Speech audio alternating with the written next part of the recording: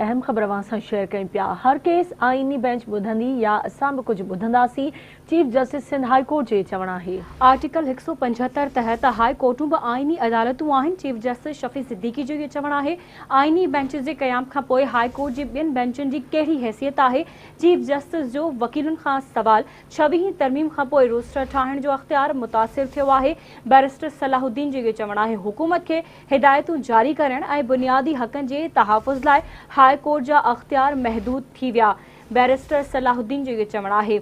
अदालत में बिजली जे बिलनि में इज़ाफ़ी चार्ज ख़िलाफ़ दरख़्वास्त जी ॿुधणी थी। के इलेक्ट्रिक जे बिलनि में टैरिफ खां अलावा चार्जिस वसूल कया पिया वञनि। दरख़्वास्त गुज़ार जो इहो चवण हुयो। चीफ जस्टिस केस जी ॿुधणी बाबति रेगुलर बेंच ऐं आईनी बेंच जे दायरे अख़्तियार बाबति फ़ैसिलो महफ़ूज़ करे वरितो। हर केस आईनी बेंच ॿुधंदी या असां बि कुझु ॿुधंदासीं, chief justice Sindh high court जो इहो चवण आहे। आर्टिकल 175 तहत हाई कोर्टूं बि आईनी अदालतूं आहिनि। जस्टिस शफी मोहम्मद सिद्दीकी जो इहो चवण आहे। आईनी बेंचिस जे क़याम खां पोइ हाई कोर्ट जे ॿियनि बेंचिस जी कहिड़ी हैसियत आहे? चीफ जस्टिस जो वकीलनि खां सवाल।